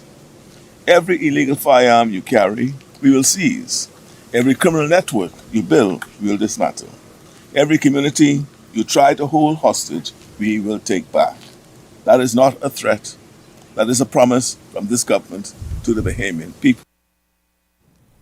Well, Glenroy and Cassius, your thoughts, Prime Minister Davis, giving some tall words right there, very, very tough words, and living up to his moniker, brave. I mean, if I may, Glenroy, by all means. This is a very touchy subject to me because I've been around with this crime situation for a long time. I want tough talk. I don't want just tough talk. I want action. Don't just say, oh, well, we can take your gun. No. Go to Parliament and you enact some legislation that will, for these young people who are on here fighting in stool, carry them behind in Rossin Square, the cat nine tail or the cane. Get them 15 lashes when they carry on bad so that they know that when they walk the streets of the Bahamas, they got to walk circumspect. These fellas around here who around here with gun and thing, right? I can say that? I can't say that. With gun and thing. 25 years and 5 years for every bullet in the chamber. You can't just say we can take your gun. What's the penalty? The consequences? They got to know that the law will crush them. They will crush them. And so you see what happened is that we talk this little fluffy talk, of course it's election time. We talk this little fluffy talk, but we got to live this. This is something we got to live. Because these fellas coming, they raping, they breaking in people's homes, they robbing, they stealing. You see the fella who go on inside the people, so who we can shoot, robbing the place? Them fellas aren't supposed to be on the streets. We're supposed to scrape the bottom of the sewer and get them out of this country. But make sure they don't walk among sensible people. That's what we're supposed to do. Don't play with them. We lotion, we pet, we powder them. But we need to say, Mr. Prime Minister, you're supposed to say, gangster man, we don't lotion, pet, nor powder. That's what you're supposed to say. No jargons. But here's the challenge though. Good tough talks, right? But the reality is this. It has to start from the top. Yes. When politicians are found hand in the cookie jar, they go to jail. We can't just highlight crime from just the man holding the gun. They just go to jail? Highlight the crime in the man taking the pen and writing off big salary and big payoff himself in corruption and corrupt dealings. That is where the issues are. When you have the little man in the streets watching you commit crimes, and they see no justice for that situation, how do you think they're going to follow? Or what do you think they're going to do? We have to fix the problem from the top down. If people see that people at top are being held accountable for the things that they do, then we'll have a change in the country. But Yes. we just can't just deal with just the small I guy. agree with you. We got to deal with from the top. So, Glenn, how many politicians in jail? How many have ever been? You see, that's but the issue. And yet we have been missing monies in the country. There have been allegations of people fraudulently getting stuff. We see people go into politics and not have anything and come out millionaires and billionaires or whatever the case may be. And there's no... Who's the billionaire that came out? Who? Well, we see the money. Stop using loose words. Some are billionaires, right? though. But look at the millionaires that comes in, and we see all of the earnings and all the stuff that they have. And their salaries don't match the things they have. So we have to stop playing around. I mean, even under the last administration, there was a lot of charges. A lot of charges were flowing out. But recently, nobody going to jail. None. But recently, we also had a situation where we had police officers who are supposed to be upholding the law have been partaking in criminal acts. And so when you start talking about just identifying the fellow who committed a little small crime, deal holistically and stop playing around. This is election time. Expect all sorts of promises. This is like Santa Claus experience. All sorts of promises coming in, all kind of gift wrapping. But we got to be serious about the things that we're going to do in this country in order to change this country. Yes. Well, because it's election time and that fraudulent passport is a serious matter, sometimes the show kind of pauses longer in areas than others in a particular hour. So here's this. I want to share this because I love getting this live feedback, right? It says passport fraud is happening worldwide. This we know. It's an international network involved in creating fraud. What do you mean why? It's just happening. Issuing a passport is not the issue. It's the false documents that are being presented to obtain them. In the United States, a Bahamian national, the name was called Randon Cooper, previously faced federal charges for fraudulently claiming U.S. citizenship under a fraudulent passport and voter card. This was just a few years ago. And so these things are, it is to say that, listen, if it's happening everywhere else, how is what's going to make the Bahamas be able to detect? So, in other words, we submit because everybody's stupid, then we should be stupid too. And because everybody dumb, we should be dumb too. Because this one wrong, we should be wrong too. No, we can't accept that argument. That's a dumb argument. Armchair quarterback, go run the passport office. No, that is a very dumb argument to bring to the table because just because they doing it wrong, or that we should do it wrong, or we should know. We're supposed to be the one to get it right. Fix it, Cassie. Let's get it right. I agree. Is it possible to get it right? Yes. Yes. We could get it right. Just because they fail it don't mean we should fail. In other words, everybody in the class get F is okay because I get F? No. If you're going to do better, then do better. Fix it with your less than 400,000 These people who always come up with these dumb excuses. Stop writing shit into these dumb excuses. Embracing mediocrity. You leave my viewers alone. You leave them alone. Embracing mediocrity. I don't think a mediocrity. Tell that to everybody who walking around here. No. With that's a what we do. on. That's what we did in the educational system, Shanique. In any event, listen, y'all. Everybody failed, so it's okay to fail. The emotions will not run high in here. Well, they do. But here's what happened last night. Oh, Lord, last night. Emotions running very high at a town meeting last night that observers say was eventually polluted with political maneuvering. You guys believe that? It comes as the nation's leaders sought to address a packed crowd of Bahamians fielding questions from residents on an issue that continues to dominate headlines as the control for the national narrative continues. Jose Etienne was there and picks up the story.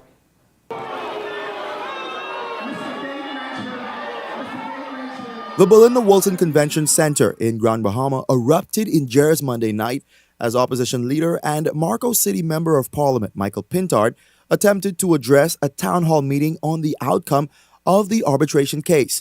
What was billed as a bipartisan forum featuring Prime Minister Philip Davis quickly took on a heavy political tone, with supporters from both major parties arriving in PLP and F&M gear.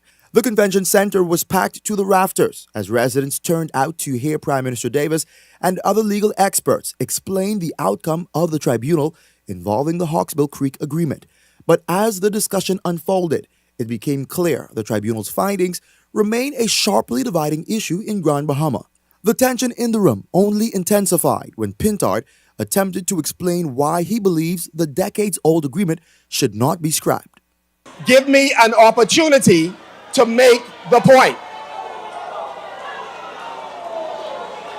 East Grand Bahama MP Kwesi Thompson also faced a hostile reception during the question and answer segment, with heckling continuing even as he used up his allotted time. Mr. Thompson? So I most definitely believe that what we should do is we should be talking about what the future of the Port Authority and the future. Okay. Despite the verbal onslaught, Pintard later told Eyewitness News he was not surprised by the reaction. We came to a PLP rally, my brother. You in Marco City, I go all going to show up. Prime Minister Davis could be seen attempting to quiet the crowd at times, but his efforts appeared to have little effect, and police officers present did not step in to restore order in the hall. We later asked Pintard to clarify his position on the future of Freeport. We need a municipal government that is run by Grand Bahamians, where the licensees and others can be elected and determine who get licenses. Meanwhile, some critics continue to accuse F&M members of being foot soldiers for the Grand Bahama Port Authority, pointing to comments claiming the government lost the arbitration. The F&M need to join this parade. But F&M Vice Chairman David Thompson is pushing back against that narrative. The F&M stands strong as being in support of the ruling. For his part, Prime Minister Davis says his issue isn't necessarily with the Hawksbill Creek Agreement itself, but with what he describes as decades of unchecked control by two families who he says failed to meet their obligations. He's also pushing back against claims that the government lost the case, including arguments surrounding some $357 million in allegedly owed taxpayer funds. The government was not told that it has no claim, only that the claim must be brought through a different door, and that door leads to the same building. Former MP and Magistrate Gregory Moss also addressed the crowd, offering his interpretation of the ruling and calling for national unity moving forward. It's inevitable that people have strong political views on this type of thing. I think it's important to move past the politics, back to country, and to see an improvement for Freeport as an improvement for the entire Bahamas. But if Monday night's town hall proved anything, it's that even after the tribunal's decision, the future of Freeport and the Hawksbill Creek Agreement remain a deeply polarizing issue. Jose Etienne, Eyewitness News. Well, Cassius and Glenroy, this is obviously an issue that Grand Bahamians are hugely invested in, and rightly so. Many feel as though the Port Authority really has nowhere to go. However, it cannot move forward based on that Hawksbill Creek Agreement. That must be revised. Your thoughts about how that meeting, number one, well, the turnout to the meeting to obviously show support, interest rather, to show that there's interest there, and then not only that though, the fact that this continues to be this very emotive topic. You know, Shanik, I watched that town hall meeting, and it was, first of all, the moderator, I must say, Madam Moderator, please, if it's a national event, keep your politics out, all right? We know use PLP, but the world ain't got to know that. You come to deal with the Grand Bahama Port Authority, not to promote the PLP. Who was the moderator? Whatever she name is, she was the someone from Grand Bahama? Yeah, she was from ZNS, right? So that's my first problem, right? Then the second problem is, Michael Pintard, I don't sure which planet you live on. Either you live on this planet or someone else's planet, because everybody knows the Grand Bahama Port Authority is a relic of the past. And he seems to be a relic of the past with the Grand Bahama Port Authority and the Hawksbill Creek Agreement. He wants to hold on to this Hawksbill Creek Agreement, work side by side with some municipal government. Oh boy, this is the Commonwealth of the Bahamas. We operate as one government. What are you trying to create another? We already have the Port Authority that operate as a separate situation. Now you want to create another separate situation to create more chaos? No. We need to fix Grand Bahama. And for me, my problem is, for the Prime Minister and all this argument, right? What is the end game? At the end of all of this rambling, are we just arguing with money, or are we arguing with money and control? Because if we just argue with money, just go get your money. But if we say we want to assume the rightful control of Freeport, then that's one thing. No. But what's the end game then?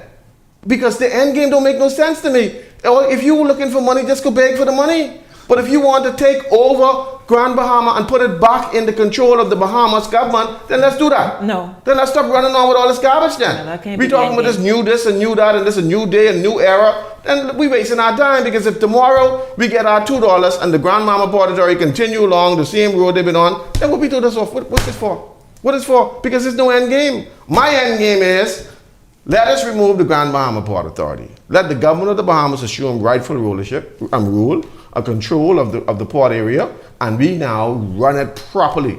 But now the problem is, like we say, we don't want Grand Bahama to be run like how you run East Street, how you run the rest of the islands or the rest of the places that don't have no order. My problem is that we need to be a vision. A vision needs to be articulated, and there's no vision. The Prime Minister said the vision has been lost from the families, and rightfully so. The government needs to articulate a vision for Grand Bahama, and the FNM didn't articulate a vision for Grand Bahama, so nobody know what the end game is. So we all just running over, rowing over $350 million. That's all. Glenroy, I read it wrong. Well, obviously there are some challenges in this whole situation, and I agree to some extent of what you're saying, because obviously there's not been any articulated end game, and the fact is the government is going all guns blazing without any true articulation of what it is they're hoping to achieve. Yes, the money is something that they want to get, and they want the Grand Bahama Port Authority to do and live up to its obligation. But obviously there's a way to go about doing things, and I think in some instances they did not go about it in the right fashion. But at the same time, I'm going to side on the side of the Grand Bahamians who've been suffering in that island. And there are some opportunities that if we can get that whole place together, the country could see a rebound in a way that it needs to be seen. There are too many governmental hands involved in some of these things, and that's why we see some of the errors that we're seeing now. Back then, when the Hawksbill Creek Agreement was signed, that was done for a specific reason. When that expired, then it was extended again. And to me, at that time, it should not have been extended. Then after that extension, that was under... perhaps the terms and conditions could have been revised to look like something else. And it extended under the Christie administration as well. So everybody had a planned hand in that whole situation.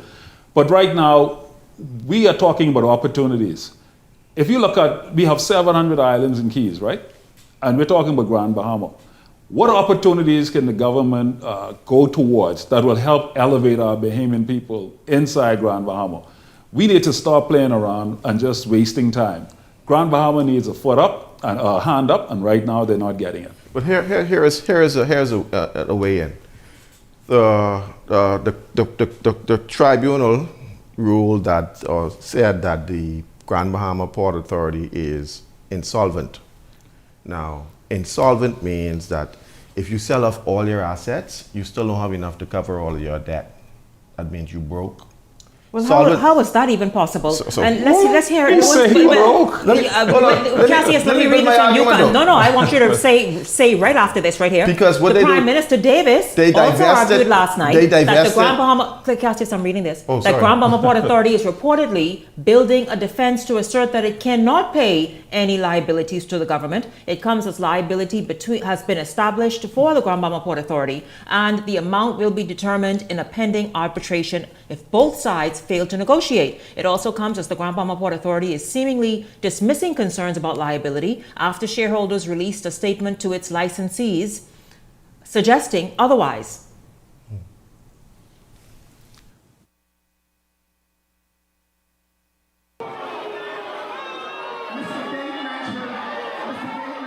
The Belinda Walton Convention. I want us to talk about the financial obligation, which is real and enforceable. And you would have heard even the arbitrators observed that the Port Authority might be bankrupt, self-solvency. They observed that. They didn't say it, they just observed that it may be. And then, so there's a defense being built by the Port Authority saying that we can't pay. Well, I just want to say, when I hear that, and those allied with the Port Authority say it does not have the money to meet significant financial claims. Remember what I told you about the deliberate transfer away of productive assets. Just remember that. It is quite possible, I'm not saying what the result might be, it is quite possible that a court asks to enforce a payment obligations against the Port Authority will not be blind to that history of divestiture, particularly basically to themselves, but to another entity, because it is common shareholding. Yes, this is where you were leading to, and I want you to pick up right there, because the Prime Minister said, listen, perhaps they might be broke, right? Yeah. Because they may have smartly divested this thing and shifted it. Yeah, they created separate companies. They created a shell company where they hold all of the the companies that brought in all the revenue. They created a separate company to keep those revenues separate from that of the Port Authority. The Port Authority now only handles licensing and probably one or two other things. But here's my issue, right? So, of course, now they're insolvent, like I said. In other words, they ain't got no money, but they owe us all this money. So if we now calculate what they owe us from now and they can't pay, then what we should do is say, then don't pay us, use that money, and we assume control of the Port Authority, and then from there moving forward. So we use what they owe us as our equity to take over the Port Authority. I mean that only makes sense. As if I was the Prime Minister, that's what I would do. And so if I had to put up an extra $3, or we have to go get a GoFundMe to put the difference, then we have to do that. But I'm going after control of the Grand Bahama Port Authority if I was the Prime Minister, because moving forward, we need to make sure that we can control all of our jurisdictions, and it's under the control of the people of the Bahamas, not a private family, because they already got their private situation and them private companies, their separate accounts in the Cayman Islands, and so on and so on and so on. And so they straight. But we need to make sure that the Bahamian people are straight. So this one need to be a win for the Bahamian people. But I have one question, Glenroy. One question. Everybody asking all these questions, right? Mm-hmm. When the Grand Bahama Port Authority was created, there was 25% of the shares that was belonging to the Bahamian people. Now you hold on, let me talk now. Yeah, season to me. That 25% automatically disappeared. Right. Nobody knows what happened to the 25% stake in the Grand Bahama Port Authority. Right. Now, since everybody asking these questions, right. I'm asking this question: what happened to my 25%? Who are the stakeholders in that? Who get it? Who divested those? How the percentages get lost? And the Bahamian people don't have no more shares in the Grand Bahama Port Authority. Where it going? Yeah. You all answer me that question. Mm-hmm. No, that's a big question. I mean, and there are obviously some stakeholders that have 25%. Was this 25% diced and spliced, and you got a piece and you got a piece? You know, I mean, and listen, we got a lot of questions that needs to be answered. And right now, all we know is that a lot of people come to the country, they create these opportunities for wealth gain, they monopolize on their opportunities. Sometimes government officials are involved because they have parts to play in it. They have shares in some of these opportunities, and sometimes they block other Bahamians from holding such opportunities because they have a monopoly on it. And so until you have these type of situations that exposes all details, you're fighting a losing battle. But again, the Prime Minister needs to articulate what is the end game and where this all leads at the end of the day. Exactly. Here is a comment as we go to the break. You cannot have a for-profit business serving as government, meaning the Grand Bahama Port Authority.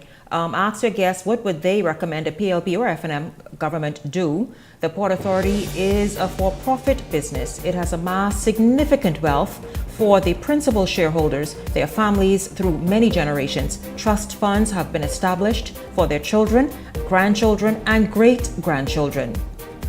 Ask the Bay Street Boys who got the 25%. Good point. Let's ask them where it is. Beyond the Headlines is backward after this.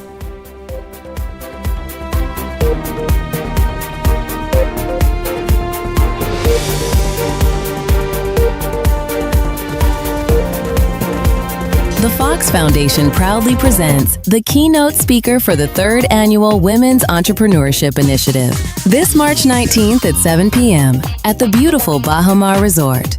Get ready to be inspired by Randy Zuckerberg, tech innovator and the creator of Facebook Live.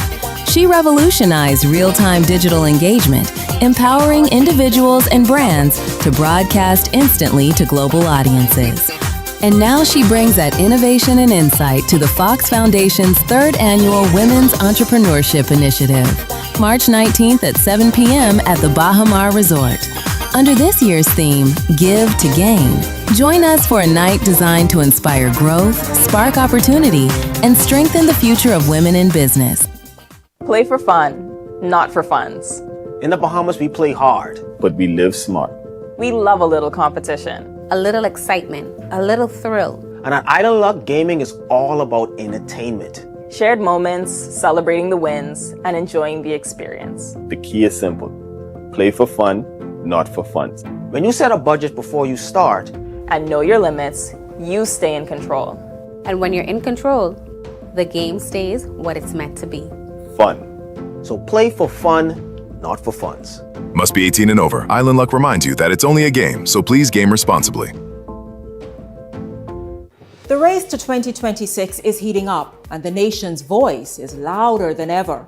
Here on Beyond the Headlines, we're checking the mood, the momentum, and the message of the people. I'm Shanique Miller.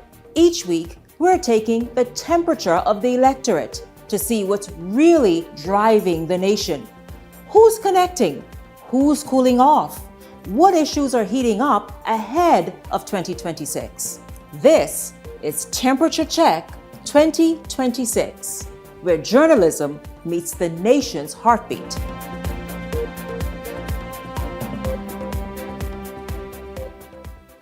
Hey.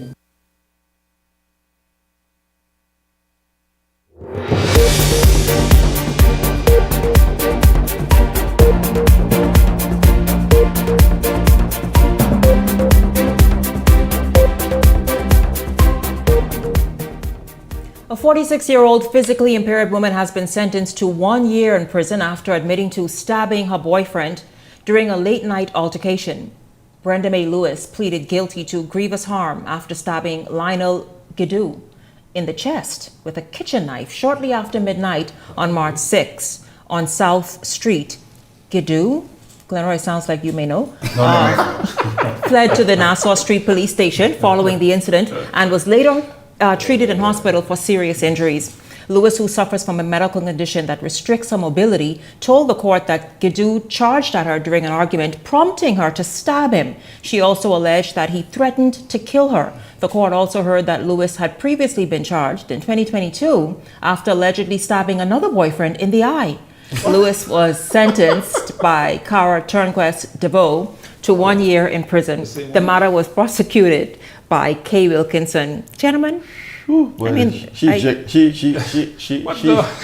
you up, you fool with her. Wow. She didn't jack up two boyfriends. She jack two of them.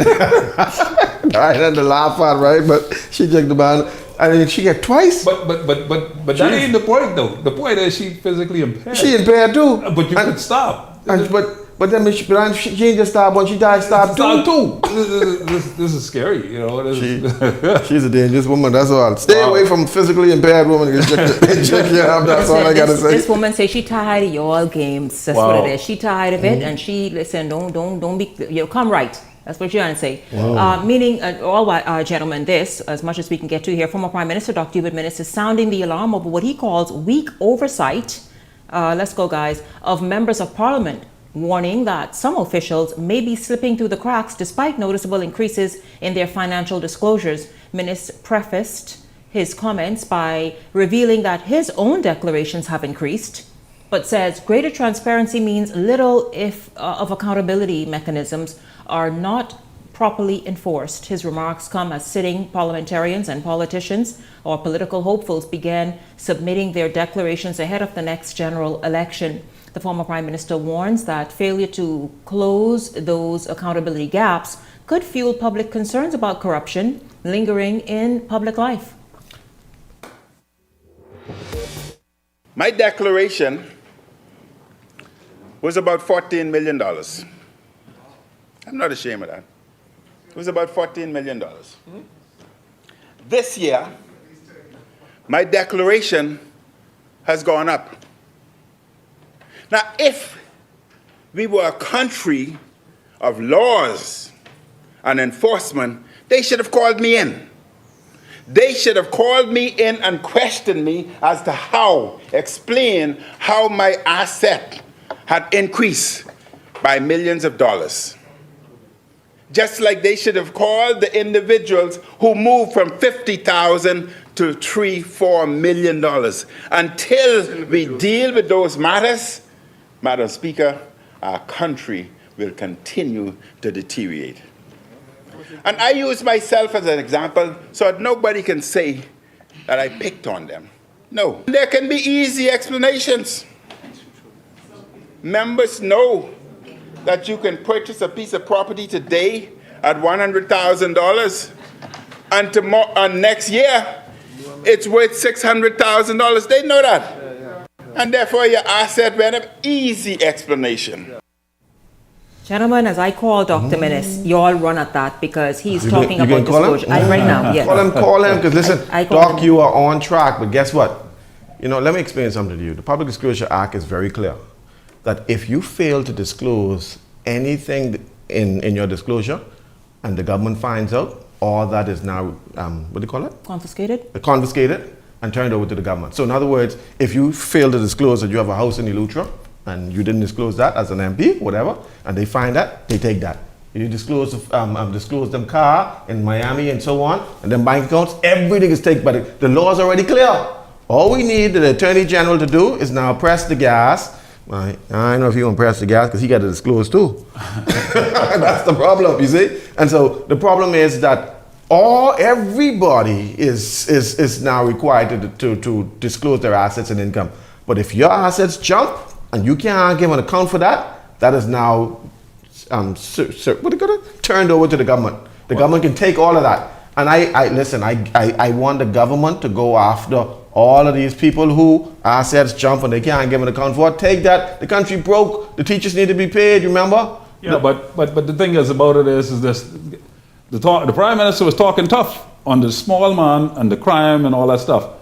That is where you need to talk tough. Talk to them. Because remember now, even in this government, when they first came into office, some people forgot to disclose. They say, oh, well, you forgot or whatever the case may be. Did we ever hear any punishment or any charges or anything on that? Nothing. And what the former Prime Minister said is so true, because there are people who have been earning millions of dollars in this country through the backs of the Bahamian people, through wheeling and dealing. That's a fact. And the fact is that they have become rich, and now they could interject themselves in the economic affairs of this country because of their wheeling and dealing in the political arena.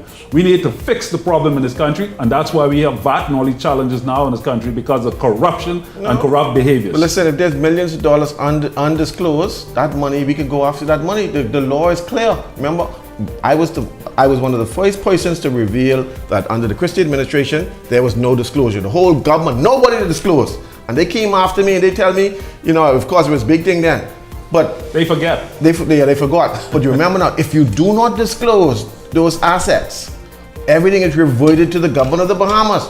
All of them homes and things all over the world, they all get stashed. The money in them foreign bank account in Cayman Islands, all that be taken, all of that. Yeah, you do not disclose, give me your clothes. No, exactly. So the law is already clear. All we need the Attorney General to do is say, listen, let me see where that money is. If you ain't get that money, we taking that. Yep. It's called reverted to the government. Absolutely. Gentlemen, I thank you both very much. We'll see where that goes, but I thank you both very much, Cassius Stewart. And I ain't got to disclose this year, thank God. Why don't you have to? Because I ain't running. Anybody whose mouth is all over the nation should disclose. No. Only when you're running for public office. And you got to. I mean, I've been doing that, you know. Yeah. And I'm a minister. I was up. I was there. Now I'm up. The next thing you know, like, how you get all the money? I with Shanique. Millions. Wow. Because me and Shanique getting out together this year. So when we disclose. That part, yes. Listen, I thank you both very much. Cassius, Glenroy, thank you so much. I want to say a huge thank you to all of you for participating. You all always make the show. Thank you so much for your comments, your participation, and of course a huge thank you to you for tuning in as well. For the entire Beyond the Headlines team, I'm Shanique Miller. Make it a great evening, everyone.